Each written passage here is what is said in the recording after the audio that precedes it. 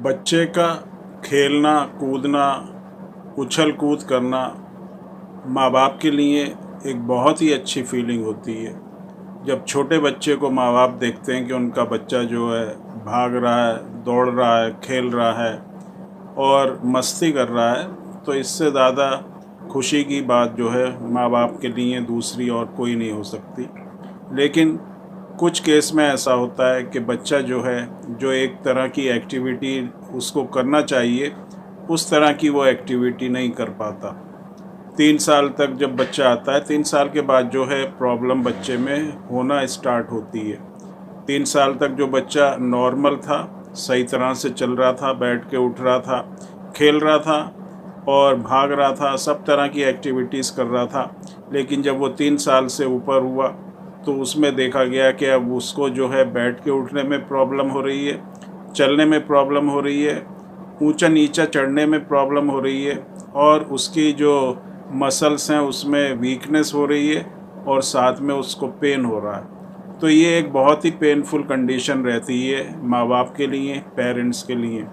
और इसकी जो वजह होती है वो मसल्स का वीक होना,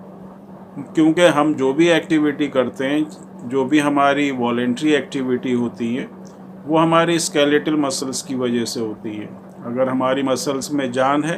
ताकत है, तो हम कोई भी काम आसानी से कर सकते हैं। लेकिन जब हमारी मसल्स में कमज़ोरी होने लगती है और मसल्स वीक होने लगती हैं, तो जो एक मामूली काम होता है, जो बैठने का, चलने का, उठने का, वो भी हम नहीं कर सकते। और इसी कंडीशन को जो है मस्कुलर डिस्ट्रॉफी कहते हैं। अब इसका क्या वजह होती है, किस वजह से बच्चे में ये प्रॉब्लम होती है, वो आपको आज इस वीडियो में बताएंगे। क्योंकि पहले कई वीडियो में बताया गया है कि जो मस्कुलर डिस्ट्रॉफी होती है वो एक जेनेटिक प्रॉब्लम होती है। हमारी बॉडी के अंदर एक जीन होता है जिसको हम DMD जीन भी कह सकते हैं, और ये जो जीन होता है ये एक तरह का प्रोटीन बनाता है जिसको हम डिस्ट्रोफिन प्रोटीन कहते हैं। और ये जो डिस्ट्रोफिन प्रोटीन होता है ये हमारी मसल्स की ताकत के लिए बहुत ही ज़रूरी होता है। जैसे कि हम जानते हैं कि जो जीन्स होती हैं वो क्रोमोसोम्स के ऊपर होती हैं, और ये जो जीन होती है इसमें अगर जो डिस्ट्रोफिन को बनाती है, उस जीन में या तो आपका डिलीशन होगा, म्यूटेशन होगा या इंसर्शन होगा। जो एक्सन होते हैं उसमें जनरली जो डिलीशन होता है, मतलब जो डिस्ट्रोफिन प्रोटीन को जो बनाने वाली जीन होती है वो ही नहीं होती, तो उसकी वजह से क्या होता है कि जो डिस्ट्रोफिन प्रोटीन होता है वो या तो फंक्शनल नहीं होता या फिर वो बहुत कम क्वांटिटी में बनता है, जिसकी वजह से जो मांसपेशी होती है, मसल्स होती हैं, वो बहुत ज़्यादा वीक होने लगती हैं। और छोटे बच्चे में अगर इस तरह की प्रॉब्लम होती है तो इसी को ड्यूशन मस्कुलर डिस्ट्रॉफी DMD कहा जाता है। तो इसका जो कॉज होता है वो हमारा जीन में किसी तरह का म्यूटेशन होना, डिफेक्ट होना या डिलीशन होना। क्योंकि बहुत सी ऐसी प्रोटीन्स हमारी बॉडी में होती हैं जो कि हमारे बॉडी के सर्वाइवल के लिए बहुत ही ज़रूरी होती हैं। और ये प्रोटीन में अगर कोई भी जीन जो इन प्रोटीन्स को बनाती है, या जो एंजाइम्स कह लें या प्रोटीन्स कह लें, तो अगर इसमें किसी भी तरह का जीन के अंदर डिफेक्ट आएगा तो वो जो प्रोटीन हमारे सर्वाइवल के लिए ज़रूरी होती है वो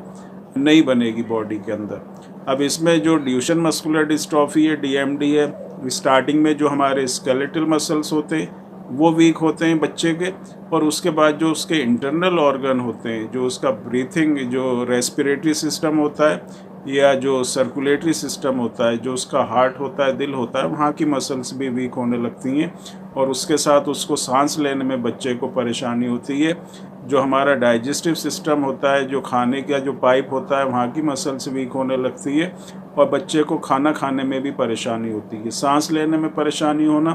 खाना खाने में परेशानी होना, और जब कंडीशन बहुत ज़्यादा वर्स हो जाती है तो बच्चा जो है बिल्कुल पहले व्हील चेयर पर आता है, उसके बाद बिल्कुल वो बेड रिडन हो जाता है, बेड के ऊपर आ जाता है। 13-14 साल तक जब बच्चा इस एज में पहुंचता है तो वो एक तरह से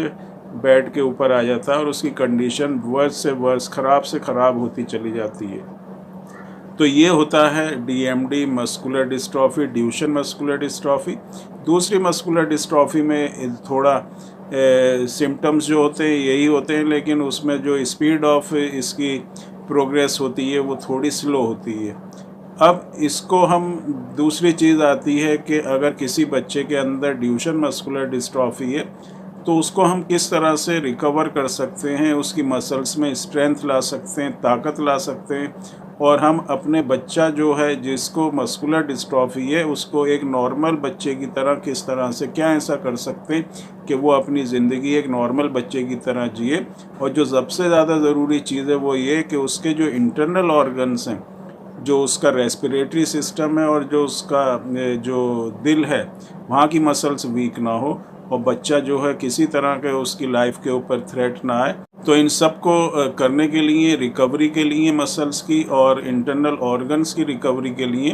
होम्योपैथिक मेडिसिन सिस्टम में बहुत ही अच्छी मेडिसिन्स जो हम बहुत टाइम से जो इन मेडिसिन्स को प्रोवाइड कर रहे हैं और जो लोग इनको यूज़ कर रहे हैं वो देख रहे हैं कि उनका बच्चा जो है बहुत ही अच्छी तरह से इन मेडिसिन से रिकवर होता है, उसकी कंडीशन बहुत ही अच्छी रहती है, बच्चे को कोई प्रॉब्लम नहीं होती और बच्चा आपका चलता रहता है, दौड़ता रहता है, अपनी एक्टिविटी करता रहता है और उसके लाइफ के ऊपर कोई भी थ्रेट नहीं होती। तो मस्कुलर डिस्ट्रॉफी में सबसे जो बेस्ट और बहुत ही इफ़ेक्टिव मेडिसिन्स हैं वो दी जाती हैं। आप इन मेडिसिन्स को यूज़ करेंगे तो आप देखेंगे आपका चाहे बच्चा है या किसी बड़े को भी मस्कुलर डिस्ट्रॉफी है तो बहुत अच्छी तरह से इस मेडिसिन से रिकवरी होती है।